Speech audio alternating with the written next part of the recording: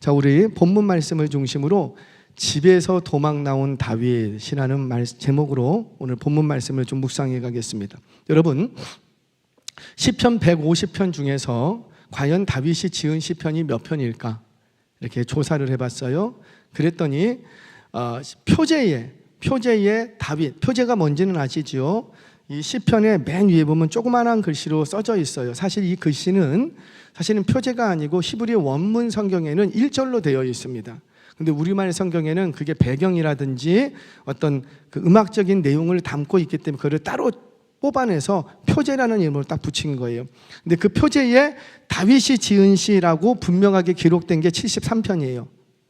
근데 학자들마다 다 비슷한 견해인데 그 표제에 다윗이라는 이름이 없어도 다윗이 썼다고 인정되는 시편은 총 80편이 넘는다, 이렇게 학자들은 입을 모읍니다. 그러니까 무슨 말이에요? 다윗이 지은 시편이 성경 시편 150편 중에 절반 이상이라는 거예요. 절반 이상. 그렇다면 질문해 봐야죠. 그 옛날 시편을, 그러니까 시죠, 시, 노랫말. 그 옛날 시를 지은 사람이 한두 명이 아닐진데, 그러잖아요. 우리나라도 시인이 뭐 한두 명입니까? 노래를 지어서도 한두 명이 아닐 텐데 어째서 다윗이 지은 시편만이 성경에 들어와 있을까? 이렇게 많이. 왜 그럴까요? 이 다윗의 지은 시편은 그냥 개인의 감정을 노래한 시편이 아니라 이 시편에서는 다윗이 당했던 고난, 다윗이 당했던 슬픔, 그리고 그 고난을 이겨낸 승리, 이 모든 이야기가 누구의 이야기였고, 그래서 장차 오실 예수 그리스도께서 당하실 고난의 이야기였고 예수 그리스도께서 승리하실 승리의 이야기였기 때문입니다. 다윗이 시편마다 고백했던 그 신앙 고백은 바로 장차 오실 예수님이 아버지 하나님을 향해서 부르짖었던 그 신앙의 고백이 되더라는 거예요. 그래서 다윗의 시편은 오늘날 우리의 성경 속에 들어와 있습니다. 자, 오늘은 이 시편을 통해서 다윗의 인생을 좀 재구성해 보려고 해요. 다윗의 인생 속에서 하나님이 어떻게 하셨길래 이런 시편들을 기록할 수 있었을까? 오늘은 이 다윗의 인생을 전체적으로 재조명하면서 오늘 중요한 키워드 하나를 발견해 가겠습니다. 자, 먼저 정말 다윗은 잠시도 쉴 날이 없었어요. 쉴 날이 없다라는 건 일거리가 많아서라는 말이 아니라 고난이 끊임없이 계속 왔다라는 거죠. 쉴만 하면 고난이 끝난다 하면 또 고난이 오고, 고난이 끝난다 하면 또 고난이 오고, 심지어 고난이 아직 안 끝났는데 더 큰 고난이 오고, 이게 다윗의 삶이었답니다. 누가 그랬었어요? 예수님께서 이 땅에 계시는 동안에 예수님은 말씀하시기를 나는 머리 둘 곳조차 없다. 이 말은 뭐예요? 잠시도 어디 이 육신 쉴 곳이 있다 없다? 없었답니다. 다윗이 그랬지요. 어릴 때에 아버지 이새의 집에 있을 때에도 그는 천대받는 아들이었어요. 나 아버지한테 상처받았어? 라고 말하고 싶으시다면 다윗하고 한번 이야기해 보시면 좋을 것 같아요. 다윗만큼 가족으로부터, 형들로부터, 아버지로부터, 친구들로부터 외면당하고 왕따당했던 인생 별로 없어요. 다윗은 어릴 때에 아버지의 집에서 없는 자식 취급받았어요. 내놓은 자식이었어요. 집안에 무슨 대소사가 있을 때에 다윗의 이름이 거론될까요? 안 될까요? 안 됐답니다. 그냥 아버지의 기억에서 다윗이라는 이름은 지워져 있는 이름이었어요. 그가 이렇게 저렇게 뛰어다닐 만한 정도의 나이가 되자 아버지는 바로 그를 목동으로 그냥 버려버립니다. 목동이라는 건 뭐냐면 고대의 목동은 뭐 어느 아침에 어머니한테 아버지한테 아버지나 염소 키우러 갈게요, 꼴 먹이고 올게요, 이런 목동이 아니었다고요. 우기가 되면 동네에 있는 양들을 이렇게 모아서 마을에서 가장 멀리 떨어진 곳으로 갑니다. 갈 수 있는 대로 멀리에서 먼 곳에서부터 이제 꼴을 먹이면서 마을 쪽으로 들어오는 거예요. 그렇게 그러니까 수개월을 마을에서 멀리 떨어진 광야로 나가게 됩니다. 여러분, 한마디로 너 광야가, 그러니까 목동이라는 말은 너 나가, 너 집 나가, 그 말이에요. 한마디로 유배시키는 거예요. 동네에서 눈에 띄지 않게 나가라는 거예요. 그렇게 수개월 동안 양들과 함께 광야에 머물다가 마을로 복귀를 합니다. 근데 이게 얼마나 위험한 일이냐면 광야에 나갔다가 변을 당하는 건 양들만 당하는 게 아니라고요. 얼마든지 누구도 당할 수 있고 사람도 당할 수 있어요. 저희 가까운 이제 친가 쪽에 형님이 계신데 배를 타셨어요. 배를 원양어선이라고 하나요? 배를 타셨어요. 그런데 집에 못 돌아오셨어요. 배 안에서 물에 떨어져 죽었대. 아니 그게 끝이래. 시신도 못 찾고 아무것도 못 찾아요. 근데 무슨 일을 무슨 봉변을 당했는지 그걸 누가 알아? 아무도 몰라. 그냥 파도 치는 날 가판 위에 있었는데 물에 떨어져 죽었어요. 그게 끝이에요. 어떻게 확인할 길이 없어. 여러분 광야가 그런 곳입니다. CCTV가 있겠습니까? 핸드폰이 있겠습니까? 번호 추적, 위치 추적이 되겠습니까? 아무것도 없어. 광야에 나갔다가 그냥 봉변 당하면 죽이면 죽는 거예요. 누가 그랬어요? 요셉. 광야 나갔다가 형들이 팔아버리고는 아버지한테 뭐라 그러고 짐승에 물어뜯겨 죽었습니다. 그러니까 아버지가 그대로 믿잖아요. 오메 어째서까 죽었다. 그런 곳이 광야라고요. 얼마든지 이 어린 다윗 목동에게 광야라는 곳은 생명을 위협당하는 장소였어요. 언제 어떤 일이 일어날지 몰라. 그런데 그 광야에서 의지할 데가 있다 없다? 없었답니다. 다윗은 의지할 데가 하나도 없었답니다. 어린 다윗이 집 나가서 광야에 있어요. 그러면 제일 생각나는 게 뭘까요? 집에 가고 싶지. 어디 여러분들도 이렇게 여행 가거나 집 멀리 떠나 있으면 하루 이틀은 좋을 수 있겠죠. 근데 시간이 지날수록 뭐가 그리워요? 그냥 집에 대단한 맛있는 거 있는 것도 아닌데 그냥 집이 그리운 거예요. 집에 가고 싶어. 왜? 집이라는 곳은 우리에게 어떤 곳이에요? 가족이 있는 곳이고 싸우고 지지고 볶고 해도 일단 집은 가족이 있는 곳이고 내 편을 들어줄 사람들이 있는 곳이고 뭔가 쉼이 있는 곳, 내가 그냥 눈 감고 자도 내가 해코지 당하지 않을 곳, 그런 곳이 집 아니겠습니까? 그러니까는 밖에 나가 있으면 항상 사람들이 집에 돌아가고 싶어하는 마음을 가질 수밖에 없어요. 다윗도 마찬가지였다는 거지요. 그래서 그런지 다윗은 광야에서 목동으로 있을 때부터 하나님을 의지하는 법을 배우게 됩니다. 의지하는 법. 여호와는 나의 목자시니 내게 부족함이 없으리로다. 그가 나를 푸른 초장에 누이시며 실만한 물가로 나를 인도하시는도다. 그 나를 소생시키시며 자기 이름을 위하여 나를 의의 길로 인도하시는도다. 사망의 음침한 골짜기로 내가 다닐지라도 해를 두려워하지 않는 것은 주께서 나와 함께 하심이라. 주의 지팡이와 막대기가 나를 안위하시나이다. 이게 어디서 했던 신앙 고백이에요? 따뜻한 집에서 이불 뒤집어 쓰고 따뜻한 쌀밥 먹으면서 그러면서 했던 내용이에요? 아니에요. 광야에서 가장 생명의 위협을 당하는 곳, 그래서 사망의 음침한 골짜기 나오는 거예요. 그 광야에는 악한 짐승떼가 많고 그 광야에는 악한 도적떼가 많아. 그 도적떼한테 한번 걸리면 양들 이렇게 있는데 도적떼가 가만히 두겠습니까? 얼마나 위험하겠어요. 그 사망의 음침한 골짜기를 다윗은 어렸을 때부터 매일 같이 걸었답니다. 그런데 두려워했다 안 했다? 안 했다. 왜? 여호와 하나님이 나와 함께 하신다. 주의 지팡이와 막대기가 나를 보호하신다. 확실하게 믿었던 거예요. 이런 신앙 고백이 바로 목동 시절 때 가지고 있었던 다윗의 신앙 고백이랍니다. 우리 고2면은 몇 살?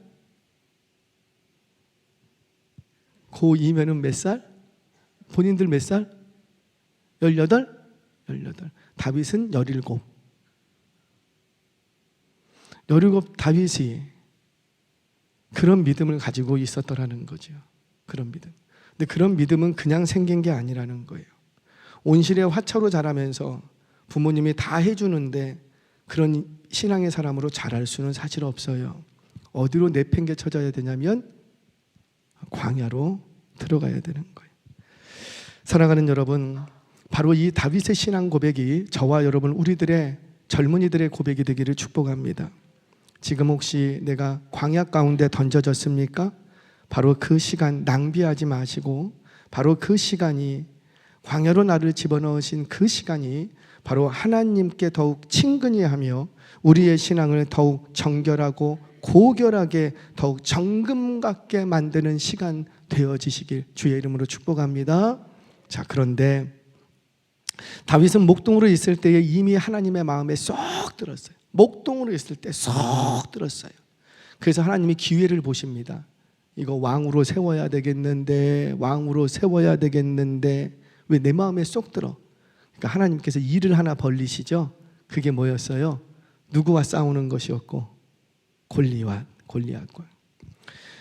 여러분, 다윗이 골리앗에게 물맷돌을 던집니다. 근데 참 신기하죠. 저는 정말 신기해요. 어떻게 나도 뛰고 그렇잖아요. 나도 뛰고 타켓이 되는 골리앗도 뛰고 아무리 크다고 해도 뛰고 한 손으로는 물매를 돌리면서 한 손으로는 돌을 짊어지고 돌을 집어들고 거기에 물매에 넣고 돌리면서 나도 뛰고 골리앗도 뛰는데 몇 방에 끝내버리고 한 방. 언젠가도 얘기했죠. 제가 이제 학생들하고 청년들하고 농구를 하려고 길거리에 보면은 오락실 있잖아요. 오락실에 농구 골대에 넣는 거 해보셨어요? 해봤어요? 그 거리가 1m 정도 되나? 그래요. 그거 몇 개 넣지? 한 10몇 개 던져요. 몇 개 넣어? 진짜 몇 개 넣을 수 있어? 10개 넣는데요. 와, 많이 넣어. 여기는 몇 개 넣을 수 있어? 여기는 12개 넣는데요. 와, 대단해. 근데 목사님은 몇 개 넣을까요? 하나도 못 넣어. 와, 시험 들겠어. 목사가 시험 들게 생겼어. 어떻게 10개인가 15개를 던지는데 하나는 들어가야 되잖아. 안 들어가. 아니, 나도 서 있고 골대도 서 있고 거리가 1m인데 거기서 던지는데도 안 들어가. 신기하대. 근데 다윗은 자기도 뛰고 한 손으로는 물매를 던지고 골리앗도 뛰어. 근데 몇 방에 끝내더라? 거의 기적에 가깝죠.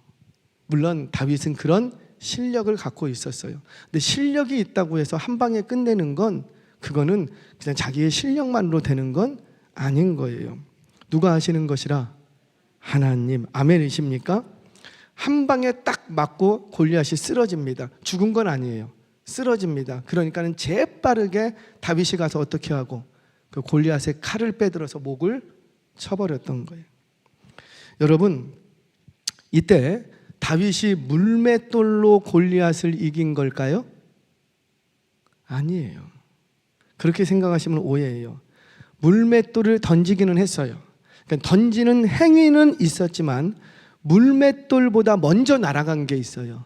그게 뭐라? 하나님을 향한 사랑과 믿음이라는 거예요. 아멘이세요? 그러니까 물매를 던지기 전에 이미 뭘 하나 다윗은 이미 던졌어. 골리앗을 향해서. 뭘 던졌다고요? 하나님을 향한 사랑과 믿음을 먼저 던졌어. 사랑과 믿음을 던졌기 때문에 이미 골리앗은 쓰러진 거야. 근데 나중에 물맷돌을 던져갖고 그 하나님의 역사하심을 눈으로 보여주신 것이지요. 아멘이세요? 사랑하는 여러분, 저와 여러분에게도 이 물맷돌이 있기를 바랍니다. 우리 학생들 물맷돌이 있어야 돼요. 물론 여러분들이 잘하는 것, 수고하고 노력하고 언어를 잘하면 언어, 음악을 잘하면 음악, 운동을 잘하면 운동, 뭐든지 내가 익숙한 그것을 가지고 열심히 노력하고 개발해야 돼요. 그래서 저는 할 수 있는 대로 좀 최고가 됐으면 좋겠다. 최고가 됐으면 좋겠다. 그런데 최고가 된 그것으로 하나님 앞에 쓰임받는 건 아니라는 거죠. 세상에 우리보다 뛰어난 사람이 뭐 한두 명입니까? 그러면 하나님이 쓰시는 사람은 누구라? 실력도 있지만 먼저 뭐가 있어야 되고 하나님을 향한 사랑과 믿음이 있어야 된다. 먼저 하나님을 향한 사랑과 믿음을 던지니까 그 뒤로 뭐가 쫓아가는 거예요? 그렇죠. 물맷돌이 쫓아가는 것 뿐이었습니다. 저와 여러분에게도 이 다윗이 가졌던 사랑과 믿음이 있기를 주의 이름으로 축복합니다. 그게 승리의 원리였다라는 거예요. 자, 그런데 문제가 생겼어요. 나라를 구했던 다윗의 승리로 인해서 온 천하가 기뻐합니다. 다 기뻐해요. 어느 정도로 기뻐했어요? 사울이 죽인 자는 천천히요, 다윗이 죽인 자는 마음. 이게 화근이었죠. 그러니까 백성들이 너무 기뻐하는 게 화근이었어요. 그러니까 사울이 이렇게 듣고 시기합니다. 그로 인해서 사울이 다윗을 죽일 작심을 하게 돼요. 여러분, 시기와 미움은 살인을 낳습니다. 그러니까 우리 안에 시기와 미움이 있어야 되겠다, 없어야 되겠다. 여러분, 내 안에 시기와 미움이 있으면 언젠가는 죽입니다. 말로 죽이든 아니면 환경으로 죽이든 뭘로 죽이든 죽입니다. 진짜 가서 죽이든. 기회가 없어서, 우리는 힘이 없어서 그러지 못하고 있을 뿐이지, 내 안에 미움과 시기와 증오를 그대로 갖고 있으면 힘이 없을 때는 어찌하지 못해. 근데 힘이 딱 생기면 뭐부터 할까요? 원수 갚으려고 하는 거예요. 그러니까 내 안에 있는 미움과 시기와 증오는 그때그때 처리해야지 돼요. 처리 안 하면 나도 죽고 언젠간 상대도 죽일 수 있는 매우 위험한 거예요. 자, 사울이 그랬죠. 사울이 자신 안에 시기와 미움과 증오를 갖게 돼. 그러니까 다윗을 죽이려고 합니다. 왜? 자신에는 뭐가 있으니까? 힘이 있으니까. 힘이 없었으면 그러지 않았어요. 힘이 있으니까 다윗을 죽이려고 했던 거예요. 자, 우리 사무엘상 18장 10절 11절 말씀 같이 한번 읽겠습니다. 사무엘상 18장 10절 11절 시작. 그 이튿날 하나님께서 부리시는 악령이 사울에게 힘있게 내림에 그가 집안에서 정신없이 떠들어대므로 다윗이 평일과 같이 손으로 수금을 타는데 그때에 사울의 손에 창이 있는지라 그가 스스로 이르기를 내가 다윗을 벽에 박으리라 하고 사울이 그 창을 던졌으나 다윗이 그의 앞에서 2번 피하였더라. 몇 번? 2번 피했대요. 여러분, 사울이 악한 영에서 마음이 너무 힘들고 어려워. 그래서 누구를 불렀냐면 다윗을 불렀어요. 다윗이 수금을 잘 탈 때 하프 연주가였대요. 뭐 얼마나 연주를 잘했는지 그 음악을 듣고 있으면 자기 마음에 평온함이 와. 그래서 다윗을 늘 불렀어요. 그런데 그때는 평온함이 오는 게 아니고 뭐가 더 강하게 역사하고 악한 영이 강하게 역사를 하는 거예요. 그리고는 막 혼자 떠들어대요. 혼자 떠들어대는 거 그거 위험한 거예요. 귀신 들릴 수도 있어요. 할렐루야. 안 들어. 자기 말만 막 해. 그거 위험한 거예요. 귀신 들릴 수 있어요. 영적으로. 사울이 그랬답니다. 도대체 사람 말 안 들어. 그리고는 누구 할 말만 하고 자기 할 말만 막 해. 악한 영이 딱 붙들려서 그때 다윗을 불러서 자기의 마음을 어떻게 진정시키려고 했는데 진정이 안 돼. 그래서 어떻게 하고 자기 손에 있던 창을 던져버립니다. 이거는 욱해서 던진 게 아니에요. 작심하고 던진 거예요. 무슨 작심이라? 다윗을 벽에 박으리라. 작심하고. 그러면 누구를 향해서 던졌을까요? 아니 그냥 몰라 아무나 맞아 이러고 던진 게 아니라는 거죠. 다윗을 벽에 박으리라. 그러니까 다윗을 표적 삼아서 던졌어요. 참 신기해요. 다윗과 사울의 거리가 얼마쯤 됐을까요? 최소한 다윗과 골리앗의 거리보다는 가까웠을 거예요. 자, 다윗은 뛰고 있다, 앉아 있다? 앉아 있다. 사울도 뛰고 있다, 앉아 있다? 앉아 있다. 마주보고 있어요. 마주보고 있는데 던졌는데 몇 번 피했다? 참, 사울도 내 건가 봐. 이거를 못 넣어. 그 못 넣는 것도 신기해. 그러면 깨달았어야지. 이거 누가 막으시는 거다? 하나님. 깨닫지를 못합니다. 그래서 망하는 거예요. 깨닫지를 못해서 망하는 거예요. 사울이 여기서 물러가지 않고 또 한 번 계획을 하지요. 우리 사무엘상 19장 10절 같이 한번 읽겠습니다. 시작. 사울이 단창으로 다윗을 벽에 박으려 하였으나 그는 사울의 앞을 피하고 사울의 창은 벽에 박힌지라 다윗이 그 밤에 도피하여. 아니 이거 몇 번째 던지는 거예요? 3번째. 3번 던졌는데 다 빗나갔대. 이거 지금 보이세요? 하나님이 어떻게 대조시키는지. 골리앗은 몇 번에 끝내고 누가 하시는 거라? 1번. 하나님. 근데 사울은 아무리 던져도 맞는다 못 맞는다? 못 맞춰. 사울이요 뭐 이렇게 좀 싸움을 못하는 그런 사람이 아니에요. 전쟁터를 누볐던 사람이에요. 그런데 앉아있는 그거를 못 맞춰. 못 맞춰. 여러분 혹시 게임 오락 해보셨어요? 그 뭐지? 두더지. 아니 그것도 나는 못해. 들어가면 때리고 들어가면 때리고 원래 나오면 때려야 되는데 들어가면 때리고 들어가면 때리고. 누가 그랬더라? 사울이 그랬더라.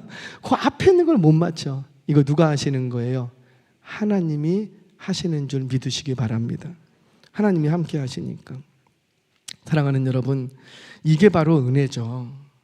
작심하고 나를 죽이려고 달려드는데 이거 죽어야 돼. 여러분, 계획하고 작심하고 달려들면 사실 피할 길이 없습니다. 그런데 다윗은 어땠더라? 3번이나 피했더라는 거예요. 이런 은혜가 저와 여러분들에게 있기를 주의 이름으로 축원합니다. 자, 그런데 여기서 멈추지 않았어요. 여기서 멈춰야 되는데 사울은 멈추지 않았어요. 또다시 다윗을 죽이려고 합니다. 여러분, 이게 바로 사단 마귀의 꾸준함이에요. 사단 마귀는 일관성이 있습니다. 꾸준합니다. 누구를 무너뜨리려고? 하나님의 자녀들. 아니 몇 번 하다가 실패하면 어떻게 해야 돼요? 그 포기할 만도 하잖아요. 근데 사단 마귀는 포기한다 안 한다? 안 한다. 집요하게 꾸준하게. 참 나는 사단 마귀를 칭찬하고 싶은 마음은 전혀 없으나 참 사단 마귀는 대단해. 실패를 두려워하지 않아.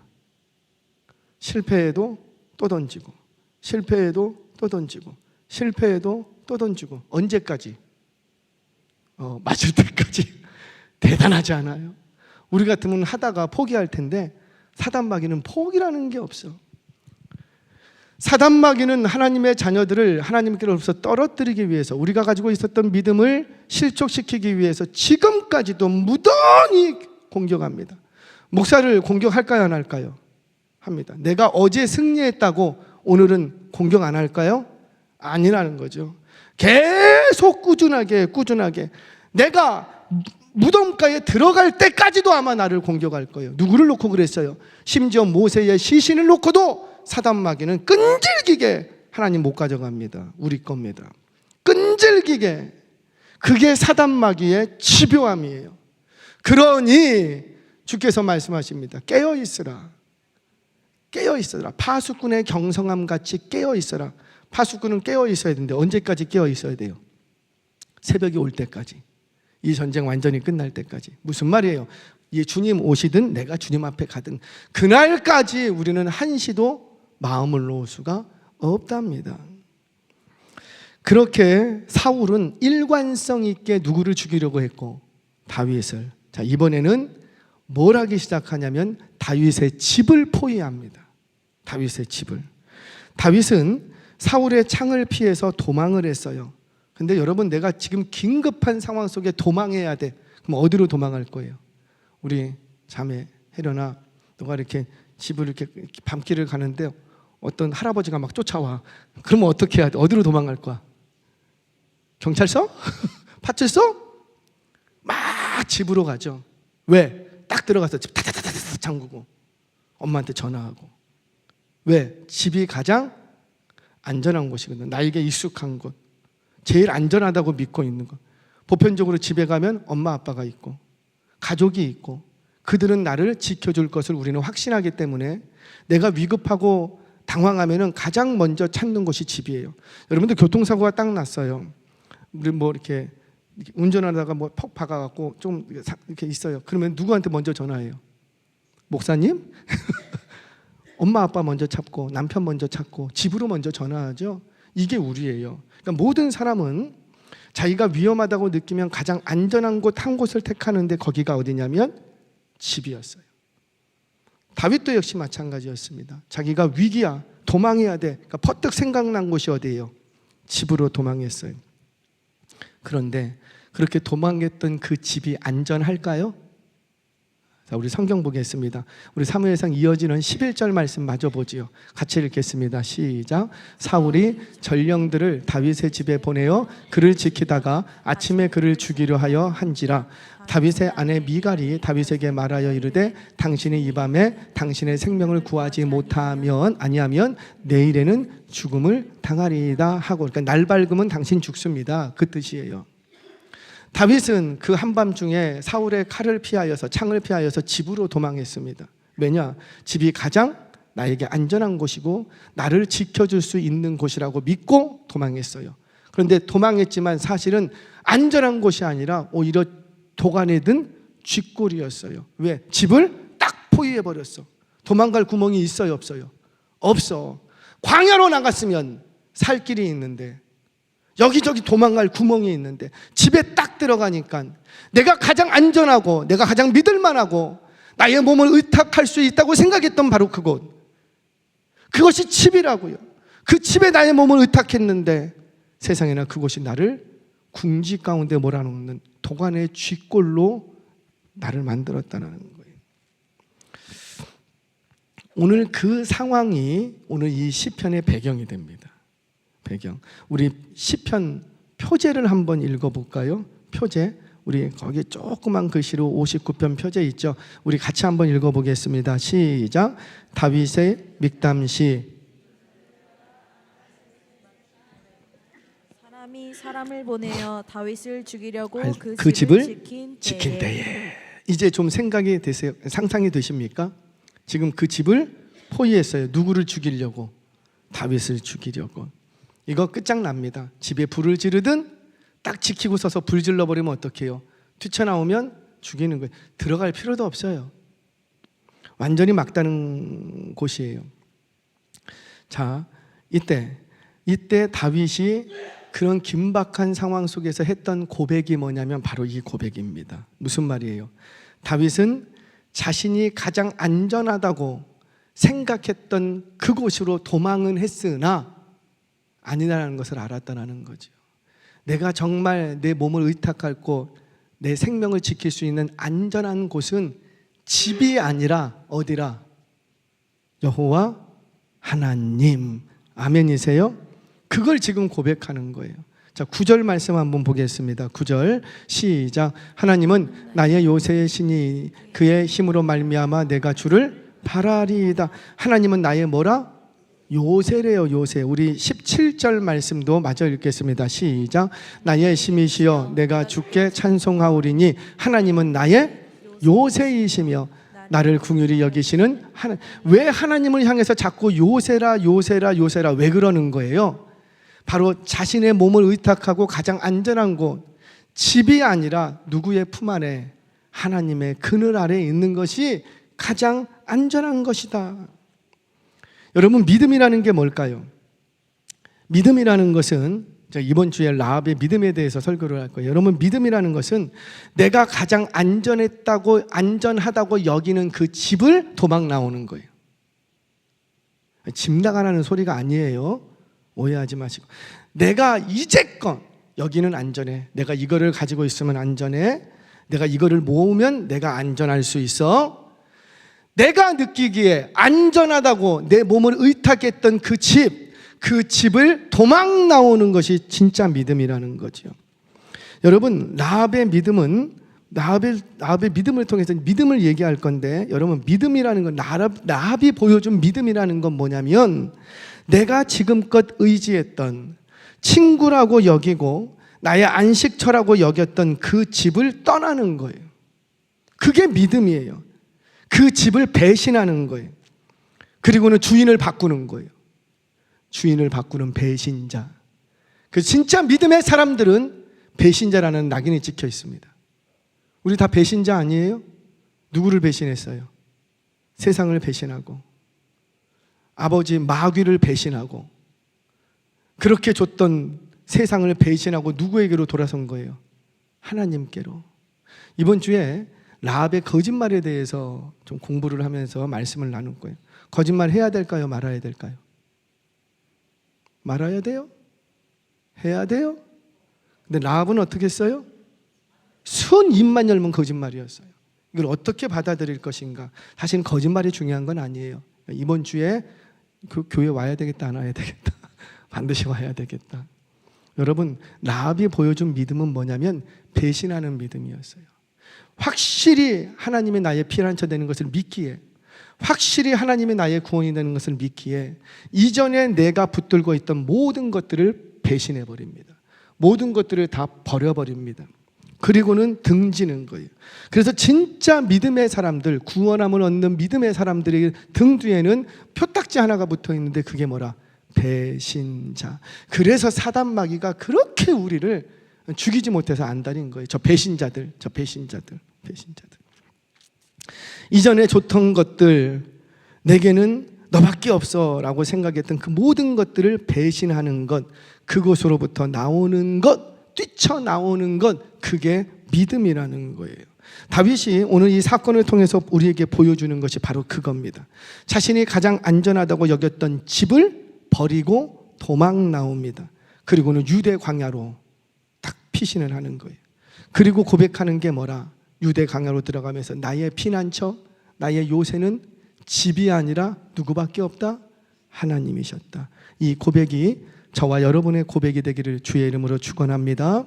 그럼 오늘 이 말씀 앞에 질문하고 적용하시기를 바랍니다. 내가 이제껏 신앙생활을 해오면서 봉사와 섬김의 자리를 감당하면서 나는 과연 무엇을 위해, 누구를 나의 요새 삼고 있었는가? 누구를, 무엇을 내 피난처 삼고 있었는가? 혹시 물질인가요? 교회는 다녀요. 근데 여전히 주인은 안 바뀌었어. 여전히. 물질입니까? 물질이 많으면 나는 안전할 것이다. 물질이 많으면. 아니면 사람과의 관계입니까? 내가 저 사람하고 잘 관계를 맺어놓으면 나는 안전할 것이다. 또는 인간적인 친밀함입니까? 내가 잘해주면 저 사람은 교회에 있을 것이다. 여러분, 착각하지 마세요. 왜 잘해주는 거예요? 왜 잘해주는 거예요? 복음을 듣게 하고 예배의 자리에 서게 하려고. 그래서 잘해주는 거 아니에요?